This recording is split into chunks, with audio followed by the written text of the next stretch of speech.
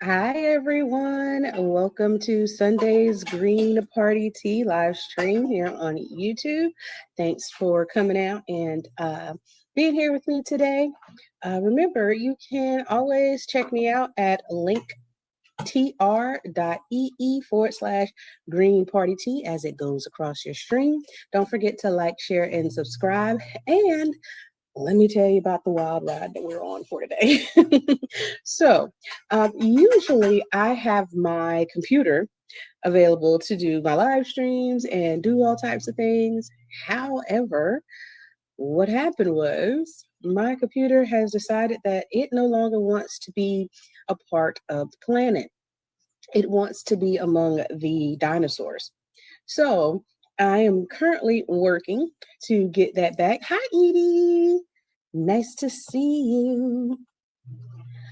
So I'm currently working to get my computer back. And whilst I do so, I'm actually recording from my phone. Well, I'm actually doing the show from my phone. So it's a lot different for me. I don't think I'm going to have a long show today because I had a guest plan for today. And it was really last minute. Real last minute. I was supposed to have the promo out, and I was like, "Oh my goodness, I don't have it." And then I was like, "Oh my gosh, my computer!" So I don't think that the guest today is going to happen. However, now that Edie is here, I will say that what I have done was actually give him the link to the Green live stream to do an interview on a Wednesday. So stay tuned for that. Let's see if our Green Media cohorts from the Green live stream, Edie and Scott, will be able to take on that interview and do us all justice. So I'm very excited for that. And I do apologize for computer issues. Technology does not love me. We all know that, and I cry at the drop of a dime. So I'm not going to try not to do that today. And I just wanted you guys to know why it was so different. Like, oh my goodness, why is her face so big in the camera and all those types of things. So yeah, and it's actually my son's camera phone holder because I cannot find mine. It's been a day. It's been a day. You are so welcome, Edie. I'll actually be on the Green live stream. I think this Wednesday coming up or next Wednesday. Can't remember which day, but we're going to be talking about the A&M, and that's the annual national meeting. It's going to be actually held where Edie is, well, in Illinois, and it's going to be at the University of Illinois, Chicago. So we're going to be in Chicago at the end of July. I think it's the third week in July, from the 23rd to 26th. And it is shaping out to be great. Okay. I'm not going to spoil all the things too much because I am going to be on the Green live stream doing some information about it. And I have shown you all the information about how to actually register. So if you haven't registered, please do. I am on the annual national meeting committee. So bad me, I still have not registered. And I'm just like, I get side-eyed in the meeting, like some people still haven't registered, wink, wink, wink. And it's okay because I know, because I usually register really early on, but for some reason it just keeps not tracking in my brain to do so. But we do have a good number of registrants, and when I say a good number, I am talking in-person registrants, not just the ones that want to come online. And I am so excited. So it is going to be great. The only thing I will note is that this is going to be my third year organizing the show opening. So I am very, very nervous, as always, to have the not show opening, but the opening of the meeting, the A&M. So the first year I did it, it was a musical performance by my son, who goes by Wavy. He did an album for Palestine, Congo, Sudan, Haiti, some other places that I cannot remember at this point in time, but it was a whole album, and it was it was dedicated to the areas and the collective struggle of colonialism. And he did a really good job. And when I say performance, I don't just mean he was on the mic. He had backup dancers. They had choreographed numbers. It was really great. We did it live in Raleigh, North Carolina at the Ruma, and it was phenomenal. I loved it. I don't think it could have gone much better than the fact that we probably needed to have the sound done a little bit more. And then the next year, we did a panel of interviews with candidates, and we had Green Media, which included myself, Scott, Edie, and Landon, doing interviews for candidates that were running for office as Green Party members. That was a big deal too, because it got Green Media out there for people to know, hey, you might not know it, but we have Green Party affiliated people who actually do media. So you may see people talk about they're leftists and things like that, but we're not that. We are actually affiliated with the Green Party itself. So given that, and that's why we're Green Media, we had the interviews with the Green Party candidates, and goodness gracious, was it an amazing opening. It really was. I was really excited about it, and we had a phenomenal time. I love being able to be with Landon, Scott, and Edie on the stage because we're from different places and we have different age genres. It was so amazing. So I just thought that was great. And so this year, as we talked about before, this year, I think this is my baby because it's in person. We're going to actually be at the University of Illinois, Chicago. So I'm just like, oh my gosh. Yeah.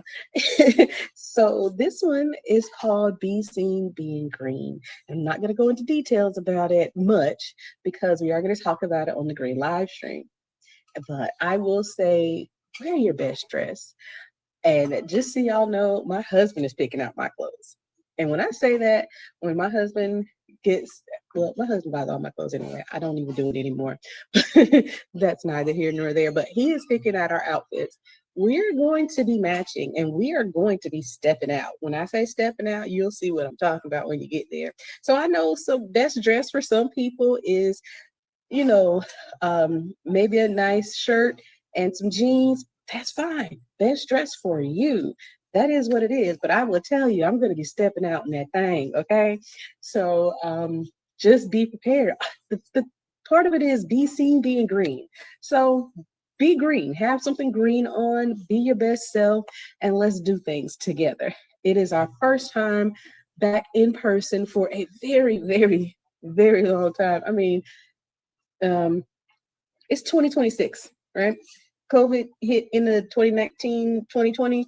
We have not been in person since then. So our last in person was 2019, and we are going back. We are going back to being in person for the first time. And Chicago is going to be where we're at. Now, my husband, who is a registered Green Party, who's registered Green Party, he's going. Okay. My husband doesn't get into politics a lot because he says I'm enough. So whatever I'm doing, he's doing. It doesn't matter. So if I'm going to a protest, he's going. If I'm going to a vigil, he's going. If I'm going to a luncheon, he's going. If I'm online, he's there. So he's like the supporter husband Green Party package. Okay. But what he wants to try, and I'm sending this out there to the people that are in the Chicago area. He wants to try a cornbread crust pizza. Now, wait, I know that sounds very country boyish. So let me get this out there to you. He's from Pittsburgh, okay? He's not really a country boy, but he does have some country boy in him since he's been in North Carolina for a while. Excuse me. And he loves cornbread. So a cornbread crust pizza is what we're working with. Oh, Edie says, Already got my dress from the local hunger sale, supporting greens and local charity. Awesome. That's what it's all about. That's what we love to hear. Not just doing things um, to be green, but actually being green in your everyday life. You know, while Edie is running for lieutenant governor of Illinois, she is not exempting herself from giving back to the community. I'm sorry, guys. From giving back to the community, being a part of community life, and everything else that comes with being in the Illinois area.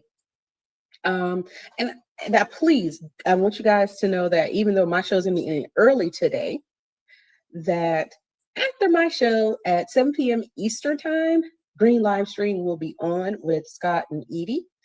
And speaking of, I might change my time from Sunday at 6 to some other time. I'm gonna tell you why in just a second. So I was watching the Green live stream after my show went off, and we were all having a great time talking about different events. I think that was one of the times we were watching some of the Lego movies from what's going on with the Iran crisis, and I'm going to call it a crisis because um, the United States is going to be in crisis about it. So I'm going to leave that there. We'll talk about that on the Green live stream. However, someone came in the comments and said, I'm here, I'm late, Sabby is just getting over with. And I said, that Sabby Sabs? Sabby Sabs is on Sundays. Are they on at this time? Sabby goes on at 5. And her show usually goes on for at least an hour and a half, 2 hours, sometimes more. So that means it's cutting my whole 6-hour time slot to the smallest margin of people who don't want to, watch Savvy Sass, but want some leftist information, and then they want some Green Party information in particular. So yeah, I don't want to be competitive with Savvy. I think Savvy is wonderful. I don't want people to have to pick and choose because obviously they're going to choose Savvy at this point in time. She's got a much bigger audience. So I am thinking about changing my time slot, and I might do a poll on Instagram about changing the time slot to see what other people think, because I do want to know. And I know Scott and Edie have changed their time slot. They used to go on Saturdays at noon, 1 o'clock Eastern Standard Time. But because of petitioning, they were like, we needed that Saturday for petitioning. So they moved over to 7 p.m. Eastern on Sunday. And I've been watching, still going on. And when I can on Wednesdays, I go because I do have party business sometime on Wednesdays. So I'm thinking really need to kind of give Sally her space, not walk into that, and still deliver good Green Party tea. So we'll see. I don't want to do it during the day of the week. I kind of still want to do it on the weekend. Don't want to do it too early. Don't want to do it too late. So we'll see there. And if you did not know, there are primaries going on still. So little brain-headed me, when I was thinking about primaries, I was thinking about them as regular elections. And I know I've been in politics long enough to know better, but my brain was not firing on all cylinders in 2026 at this time. So I was literally thinking everybody had the same primary date as North Carolina. And then I started seeing other primaries come around. I'm like, why is that? I was like, because that's how it always is, Kalia. We don't have the same primary dates as everybody else. Just like when they're doing the presidential nominations, the primaries are different for different states. And I was just like, I have known this for many years. I don't know why it is just now hitting me. So one of the ones that just came out was California. And Political Mike and I were going to talk about it. And I am still saving that space for Political Mike, but I have sent that information over for the Green live stream because talk about California. Oh my, oh my, oh my. Needless to say, the Secretary of State, the Board of Elections, they are complicit in warfare against third parties lawfare. Let me say, sorry, not warfare, lawfare for third parties. And I'm at this point where I'm like, can we all, as third parties, get together for a class action lawsuit against every 50 state board of election that we've had to deal with the Democratic Party sending out um, false lawsuits and things like that, and then the state board of elections just trying to keep us off the ballot that is primarily Democrat or Republican. It is just like they don't want anybody else's voices to be heard, so they are doing the most to kick us off the ballot.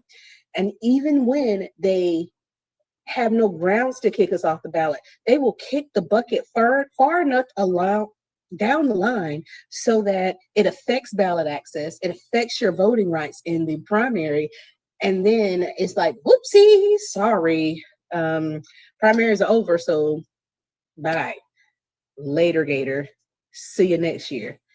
Meanwhile, you're stuck with the fact that you spent so much in advertising, petitioning, and possibly in these cases, most likely having to get a lawyer to defend you.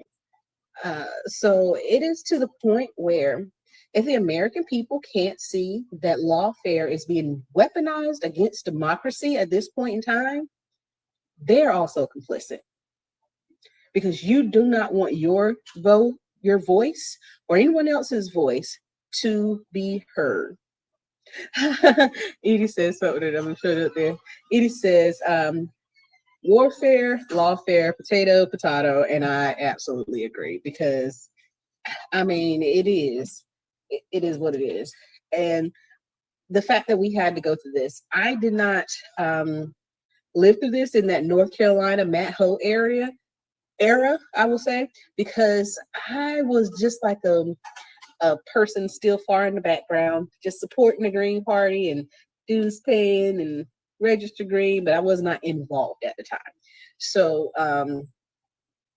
I didn't get that full scope, but I did get an earful once I got in there.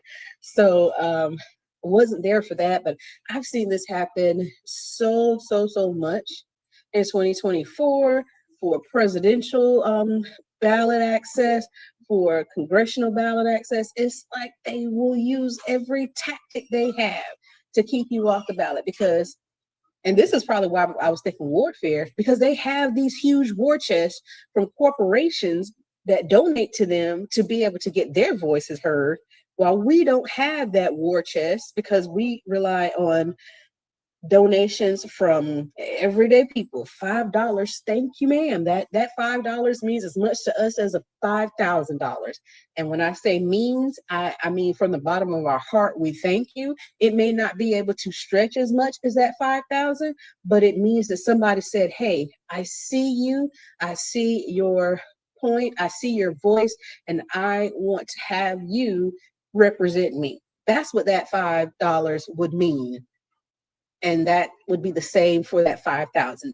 So I'm all for it, but that the difference in that $5 and that $5,000 might just be an attorney, and that's because we're getting sued left and right, and then we don't get to recuperate those fees sometimes, and that is the worst part of it.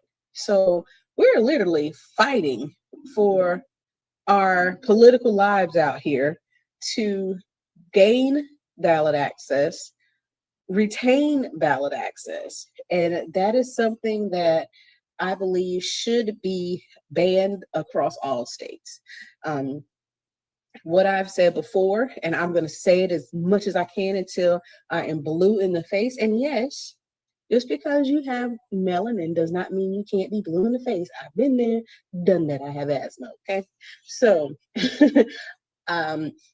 I believe that if you are a political party and you do some sort of, and I'm not even going to go into the method that I've already talked about, but if you do something to the effect to get on the ballot and it was successful, and I'm talking about a reasonable margin. I'm not talking about gaining 50,000 votes in 2 weeks. I'm talking a reasonable thing.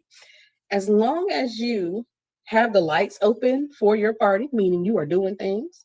And during every presidential cycle, you have somebody on the ballot. I think that was the bare minimum. The other one I was saying was every 2 years or something like that. But you have somebody on the ballot, you should retain that ballot access. Once you gain it, you should retain it, because why do you have to keep petitioning if you're putting people on the ballot? That is what ballot access is for. Ballot access is to actually run people on the ballot, so you don't have to do these write-in campaigns where if people write in your name incorrectly, so say for instance, somebody wanted to write Butch Ware, but instead of W-A-R, they put in W-E-A-R. I mean, the words are the same sounding, but they don't mean the same on paper. And now you have a vote that could have went to Butch Ware going to Butch Ware. And that is the crux of it. And his name is Bilal. So, different things can happen. I remember when I went to go vote for Jill Stein in North Carolina, when we did, it was like right after that Matt Hill spot, and she was running, and I think she was running with Baraka. I can't remember his last name right now, but no, Azuma Baraka. There it goes. Because I was like, oh, for it, woohoo! And I wrote in her name. I was like literally in my mind, Stein. How do you spell Stein? I like came up with something to make sure I didn't do the E-I-N versus the I-E-N, because I need Jill was easy to do, but Stein, not, everybody knows how to spell it right off the top of their head, and it could be either way.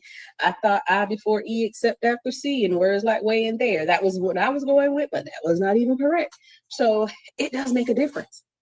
But when you're on the ballot, when people can see that, hey, this party is on the ballot and I have a choice, then there's no back and forth with it. It is what it is. And I can announce something today. So big heads up on this, and more to come about it. So, I'm a campaign manager for Michael Dublin for Congress here in the great state side out of that of North Carolina. And Michael Dublin was running as a District 2 U.S. House of Representatives candidate. However, as of yesterday, June 6, 2026, at our North Carolina State Convention for our candidates, Michael is now running for, drumroll please, U.S. Senate. That is right. You heard it here first, guys. Michael is going to take on the role for the Green Party here in North Carolina to be on the ballot for every ballot in North Carolina. And I know a lot of you are going to have this question. But wasn't Brian McGinnis running for Senate? And trust me, guys, I love Brian. And I was like, McGinnis for Senate. It just sounds right. Brian has decided, and I am still great with Brian, so I know a lot of people may have their concerns and issues, but I'm still wonderful with Brian, and Brian is still a wonderful person, and I will be supporting Brian. Brian has considered a smaller run for the District 2 that Michael was running in, and that is where he lives, that is where he works. So they like switch places. And the thing about it is, it's not about competition. I want you guys to know that up front. Brian and Michael have a really great relationship. They have a really good friendship. And they were talking about things. And this was something that they both talked about to say, hey, how can we help what's going on right now with our current climate and situation? What can we do? So Brian's campaign isn't stopping. If you thought it was, you are surely mistaken. When sometimes you can campaign big or go home, and sometimes you need to go home to campaign big. And that is exactly what Brian and Michael decided on in order to make sure we had the best chances for the Green Party. And I'm so excited about that. Um, it is they are actually still working together, still talking with each other. Everything is still great. It's fine, and I love it. I absolutely love that. Brian will be running a write-in campaign, and I will let his campaign talk about that and possibly have him on the show later to, clarify some things because Brian is still a green. Whether some people like think about it or not, Brian is still a green, and we still love him and we still support him. Um, and there are reasons behind everything that everybody does, and you may not always understand those reasons 100%, but as long as your partner and your family are okay with your decisions, that's going to make the best difference because they're your biggest support. Okay. They are your biggest support. And if they or yourself or whoever, even if it's your campaign team, if they're like, hey, this is this and that is that, sometimes you just have to take a step back and look into what you really need to do, not just for them, but for yourself. And that's what it's all about. It is about real solidarity. And those two young, scrappy Marines, because they were both Marines, they put their heads together and they came up with a solution that would still help the North Carolina citizens. So while I might not get to vote for Brian McGinnis on my ballot, I will get to vote for Michael Dublin, which was something I could not do. And I was his campaign manager in 2024. So, now that I get the chance to say I voted for my candidate, I'm ecstatic. We also had Bo Whitehead. He is in the Charlotte area. He's running for North Carolina House. And we also had Matthew Mina. And I'm not going to tell the correlation with Matthew Mina just yet because I want to get him on the show to talk to you about his Green Party grassroots. And yes, Edie Scott, I'm going to send that information over to you because you guys deserve it. And I know you're going to love it. And so expect to have Bo Whitehead and Matthew Mina on the show at some point in time, as well as the Green live stream. And Matthew is in our Greensboro area, and he's also running for North Carolina House. So we do have candidates that are running state or local campaigns, and we are waiting on one other confirmation for county commissioner, but we do have another person running for county commissioner. The slate will be submitted to the North Carolina Board of Elections by June 15th, and we are excited about that. So stay tuned for more information. That's my tea of the day, baby, because we had a lot of stuff going on at our convention to talk about and discuss. All three candidates were able to give a speech about their candidacy and why they were running for office. There were literal times that I wanted to cry during the meeting when I thought about why some of these candidates were running for office. So I do wish them all the best.